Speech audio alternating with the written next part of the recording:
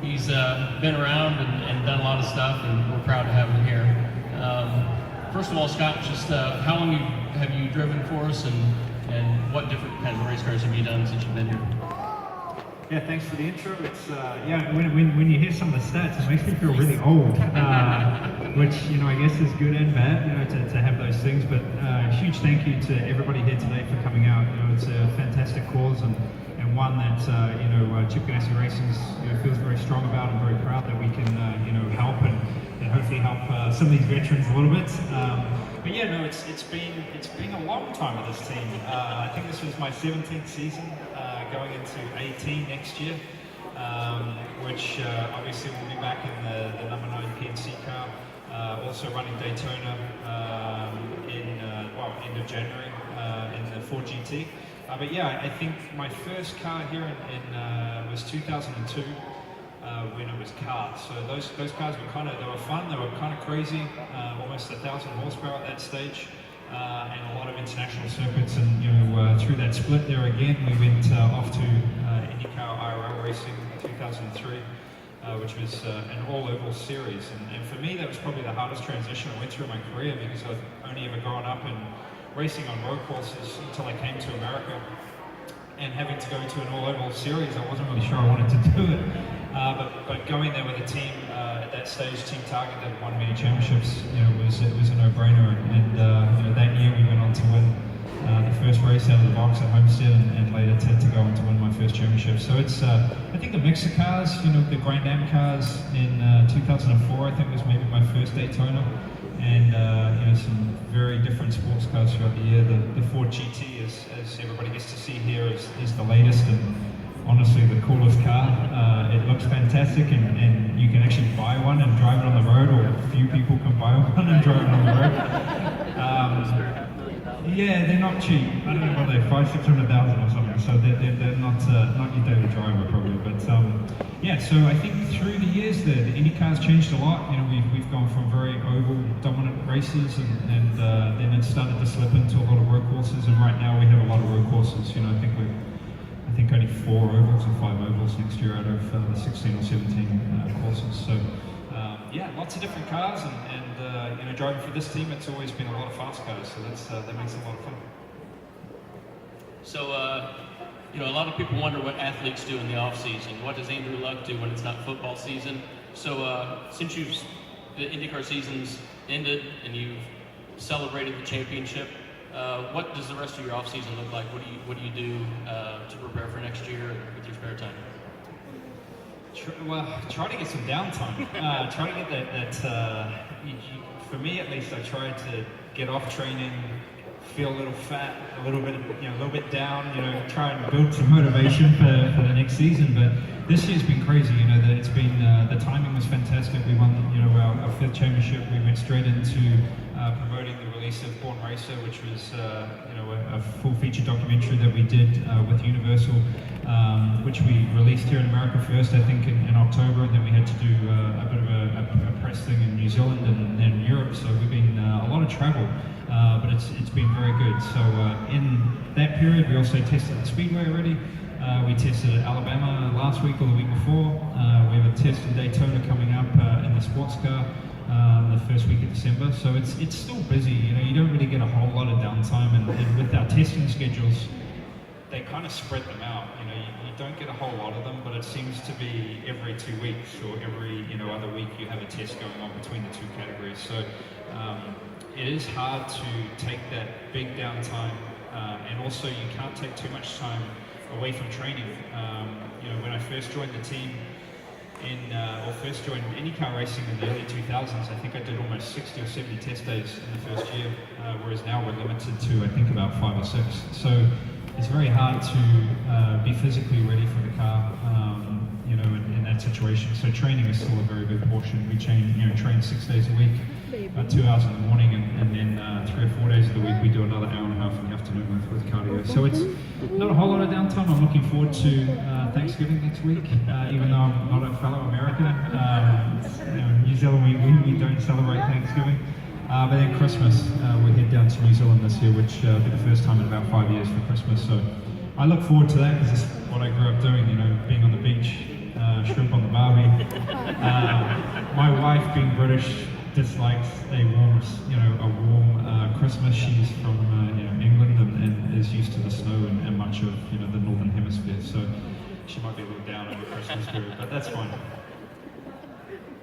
So next year you'll have a new teammate. You said talking about your career here makes you feel old. Well, you are going to be the wise old man next year for this new young Felix Rosenquist that Chip hired. Chip's had sort of a history of finding guys that are virtually unknown to the general public, especially in America. You guys had your first tests. Tell us a little bit about Felix and expectations for next year. I've known Felix actually for a little while. My manager, actually Stefan Johansson, is his manager too, which hopefully that works out for Stefan and doesn't get me in trouble with Chip. But yeah, I don't know, when I first, we had an introduction thing at NTT Data. He'll drive the 10 car, the NTT Data, and the person introducing him called him adorable. So if anybody gets the chance to see him or meet him, please tell him that he looks adorable. It seems to really strike a nerve there. But yeah, he's quite little. He has very white hair. He's Scandinavian, so but he's raced a lot. He's raced a lot of junior categories. He's raced in Super GT in Japan this year. He did Formula E. I think he's actually starting the Formula E Championship this year in December in Saudi. So he's raced a lot of different cars. So I'm excited to have Felix on the team. He's been a huge help with us throughout the years with some of the Indy Lights testing that we conclude or mix in with the IndyCar stuff. So I think he's going to be very good. He's a huge talent and hopefully someone that can really drive the future for this team and hopefully continue the winning of races and championships and throughout. So excited to have him here and yeah, there's a lot of young talent. There's been a lot of great American young talent with Joseph Newgarden and Alexander Rossi this year. Rossi driving hard for the championship too. So it's there's kind of like the new regime coming through. I kind of get thrown into the TK age bracket there, but TK, if he'll be celebrating his 45th birthday this year in December. I'm still only 38, so I've got a little ways to go, but yeah, so looking forward to seeing Felix. So I know, obviously you'll be racing the PNC IndyCar again. You'll be with us in the Ford GT at all the American endurance races as well as Le Mans. What's number one goal for next year? Win the Daytona 24-hour. That's the first one. Win the Indy 500. Win Le Mans, and then win the championship. So I think it's only 4 things. Should be pretty easy to achieve. But yeah, those are pretty much the goals we set. On the GT side, those are the main events. Obviously, the championship came real close this year. With about 30 minutes to go up in team, I think we actually thought we had the GT championship tied up there, but unfortunately, we came up a little bit short. But yeah, it's tough in both categories. To win these days is extremely tough. Teams like these in the early days could have some big advantages, especially with the way the championship would change or the cars would change, and the good people and the engineering side and all throughout this business. Or this company that would be able to make these cars super fast. So it's hard these days. It's super hard, but those are the 4 goals that we'll shoot for next year. So non-racing question. Don't mean to put you on the spot, but you met some of the veterans. Just talk just briefly about what that means to you, meeting these people here today. Yeah, I think it's, you can just see, we were talking about a little bit before we came out, the excitement, the excitement in their eyes, the excitement of this honor flight and taking this trip to DC, and I think it was Pearl mentioned that, some of these veterans, it's the first time they've ever been on a plane. So, I think some of them have been to DC many times before, but to go in the fashion that they do and to be able to mix and talk with a lot of people that have, many stories of similar occurrences to chat about, I think is very important. So you could just see, partially because we're here at a racing facility today, how excited they are to be here, but to see all of you people coming out and wanting to meet them and talk to them about what happened in those days, I think is extremely inspiring for them. But then also the trip in general that they get to do. So for me, it's I'm a very tiny part. Everybody that's helped put this event on, and for all you coming out today is tremendous, and hopefully we can raise some good money. So, as you can imagine, Scott's a busy man. He can't stick around too much longer, but we do have time for a couple questions from the crowd. Okay, yeah, if you guys have a question, come on up here and we'll give you the microphone to ask, and Scott will do his best to answer. It can either be about Scott, his career, Scott, or the team in general. Any questions?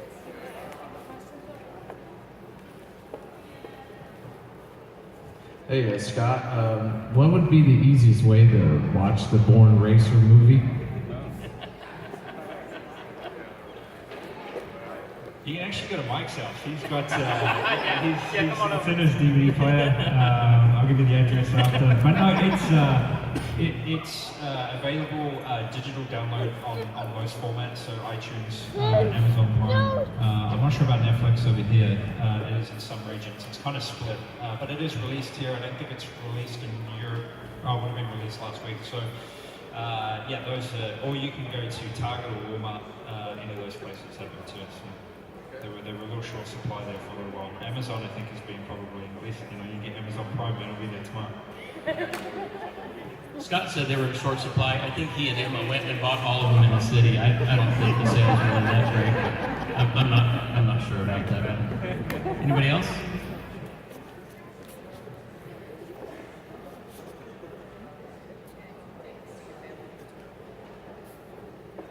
Hey Scott, can you get an autograph?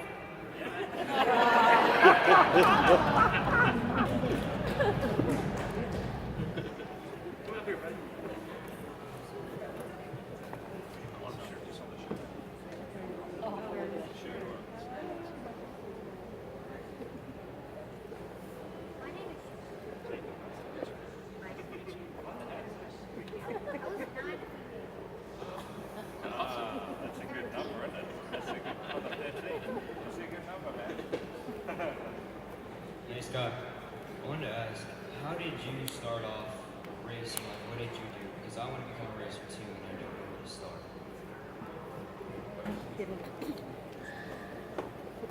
Yeah, it's definitely a good question, and there's many different ways.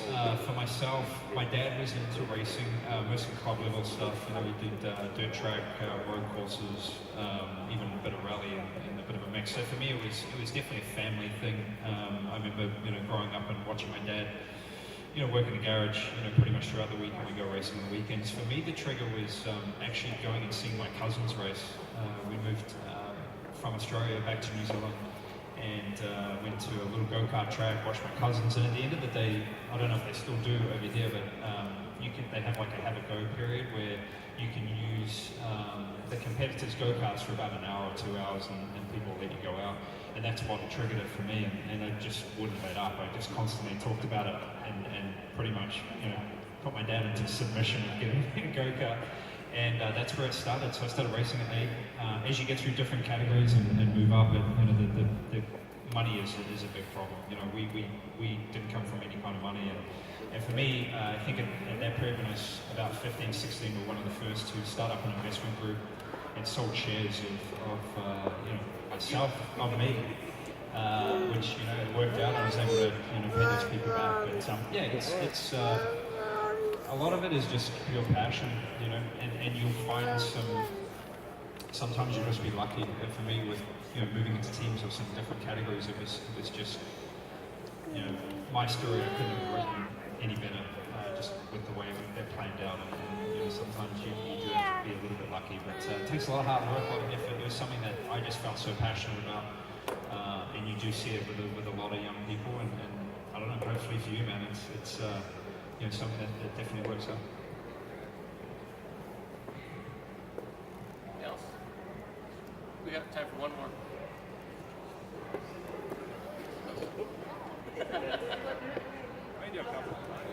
Hey, I'm actually taking a trip to Queenstown in April, so I was going to see Street Luge's side, because we're definitely doing that.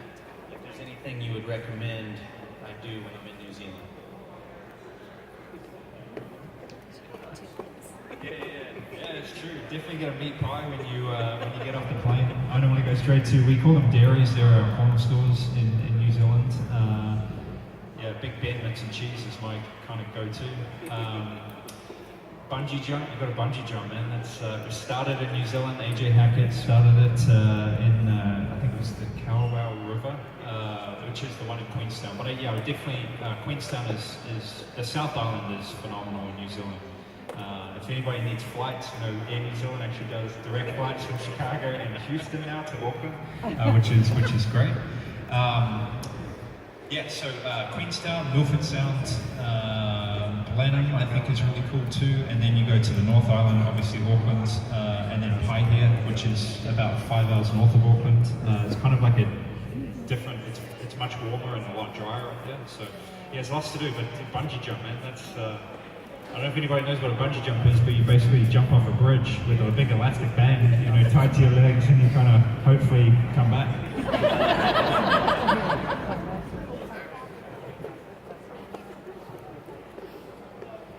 Daughters shown any interest in following with the family tradition of racing, or does your wife not want that to happen?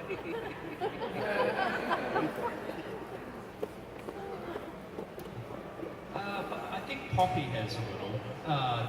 Tilly's more into like unicorns and fairies, horses, which horses can be, a very expensive ordeal as well. But yeah, Poppy's asked a couple of times. I think I'm going to get her.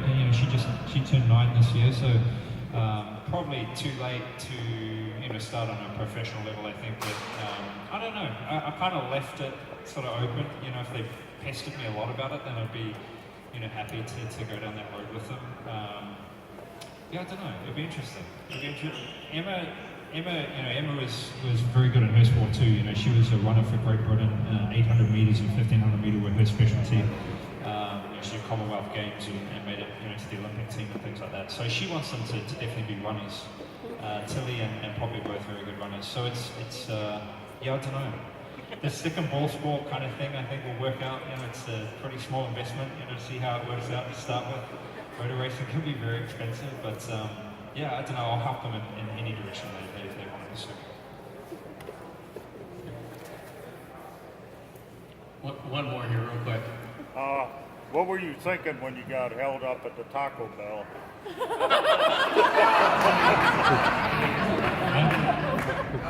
I'll say this gentleman asked about the Taco Bell incident, which, when was that, last year? It was a bit of a bad month of May last year. Well, I think we got on the pole, and then that night actually, we were in the drive-thru at Taco Bell, and I remember looking in the mirror, and I'm like, what the, I saw somebody in the mirror, and then next minute there was a gun in the car, and I thought it was a joke. I kind of looked at Dario Franchini was in the passenger seat, and we kept waiting to actually see Tony Kanaan jump out behind the bush. And so it was just really bizarre. Like, I remember just kept looking at the gun, and I'm like, oh, I don't think that gun looks real. And he kept asking for cell phones and wallets. I didn't have my wallet, which is pretty rare. Actually, I had my wife's one because I'd locked mine in the truck. We'd just come straight from the track. And so I handed him, Emma's wallet, which I knew there'd be nothing in there. Apart from credit cards, that's about it. There'd definitely be no cash. But and then Dario wouldn't give up anything. That's what I remember. He's like, he's fumbling around. He's Scottish. They're known to be very cheap. And he definitely had alligator arms at that point. He couldn't reach for anything. But luckily enough, a car pulled up behind us, and they kind of got freaked out. But yeah, as it turned out, about 2 hours later, they found the two people, and it was a real gun, which I was like, wow, didn't expect that. Yeah, and that was that. So yeah, it was a really bizarre thing to be a part of. I never want to be a part of that ever again. And just super lucky, anything can go wrong in that situation. But thankful for that car that pulled up behind us and they run off. But yeah, what I heard actually right at the end, the guy on the speaker's like, man, are you guys going to order? So we did get a free Taco Bell anyway.